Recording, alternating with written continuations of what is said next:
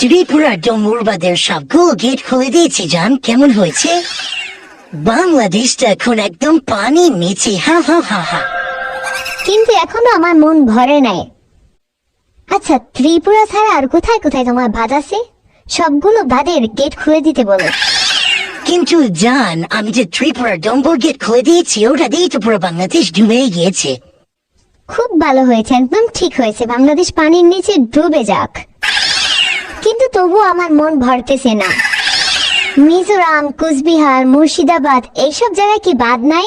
জান, ওই সব জায়গার বাঁধগুলোও খুলে দাও, যাতে বাংলাদেশ একদম পুরোপুরি ডুবে যাক। আরে জান, এসব জায়গায় তো বাদ নেই। কি? আমি জানি না, বাংলাদেশ পুরোপুরি পানির নিচে ডুবাতে হবে, এইটাই হলো আসল কথা। এখন তুমি কিভাবে ডুবাবে তুমি জানো।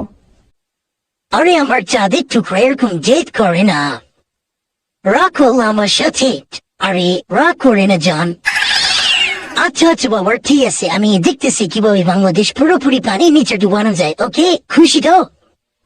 না, আগে পুরোপুরি বাংলাদেশ পানির নিচে ডুবাবা, তারপর আমি খুশি হব। ছি, তুমি আমার নানি, আমার ভাবতেও কেমন লাগছে। তুমি এত নিচু মনের কেন নানি? অলরেডি পুরোপুরি বাংলাদেশ পানির নিচে ডুবে গিয়েছে। ফেনী, কুমিল্লা আর কত শহর একদম পুরোপুরি ডুবে গিয়েছে। কত পশু পাখি পানিতে ভেসে গিয়েছে। নানি, তোমার কি একটু মায়া লাগে না? মায়া? মায়া আবার কিসে? মায়া তো অনেক আগে আমি ফেলে দিয়েছি। কোনো মানুষের জন্যই আমার মায়া হয় না, বুঝছো? মানুষের জন্য তোমার মায়া না হোক, পশু পাখির জন্য তো একটু মায়া করো। একটা খামারের হাজার হাজার গরু পানিতে ভেসে গিয়েছে। নানি, এই সব দেখে কিভাবে একটা মানুষ বসে থাকে? তুমি এটা কিভাবে করতে পারলা? মানুষের অভিশাপ তোমার গায়ে না লাগুক, একটা পশুতে যে তোমার এই হাজার হাজার পশুতে যে অভিশাপ দিয়েছে, এগুলো কি তোমার একটু লাগবে না বলো? নাতি, তোমার নানি সবকিছু বুঝে শুনি করে, বুঝছো? যাও। তুমিও বা কেমন মানুষ নানা? ধর্ম দেখে কি কারোর সাথে বিচার করা যায়? হিন্দু মুসলিম সবাই ভাই ভাই। কত হাজার হাজার হিন্দু মারা যাচ্ছে তোমার এই পানিতে ডুবে। তোমার কি একটু মায়া লাগতেছে না? হাই হাই, এই নাতি তো সবকিছু বেশি বুঝে গো। আরে নানা, নানি না হয় হিংসার প্রতিশোধে জ্বলতেছে, কিন্তু তোমার কি হয়েছে? তোমার তো কোনো হিংসা করা উচিত না। বাংলাদেশ তো তোমাকে কম সাহায্য করলো না। বাংলাদেশের মাঝখান দিয়ে ট্রেন লাইন করলা, 36 ঘন্টার কাজ তোমার 6 ঘন্টায় হয়ে যাচ্ছে। ভারতের কতটা উপকার করেছে বাংলাদেশ, আর তুমি বাংলাদেশের সাথে এতটা অন্যায় করতেছো, এটা কি ঠিক বলো? না না, প্লিজ তুমি আর এরকম করো না। হেই নাতি, তুমি এসবের বুঝবি কি? তুমি এখন অনেক ছোট। আসলে নানি, সত্যি কথা কি জানো, বাংলাদেশ এতদিন খাল কেটে কুমির পালছে, বুঝছো? তুমি এতটা কেন ক্ষতি করতেছো ওদের? কত মানুষ পানিতে ভেসে যাচ্ছে। মানুষ সারা জীবন কষ্ট করে মাথার ঘাম পায়ে ফেলাইয়া একটা সংসার গড়ছে। তোমার এই ফারাক্কা বাঁধ খুলে দেওয়ার কারণে তো সবাই ডুবে মারা যাচ্ছে, ওদের সংসার তছনছ হয়ে গিয়েছে। তোমার নানি ঠিকই করেছে, এটাই করা উচিত। আচ্ছা, তোমরা শুধু দুনিয়ার শান্তি দেখে যাবে, পরকালে কি হবে এটার কথা কি একটুও ভাবো না? হেই নাতি, পরকাল আবার কি? কি বোঝো তুমি? হ্যাঁ নানি, তুমি নানাকেও নিজের মতো বানিয়ে নিলে।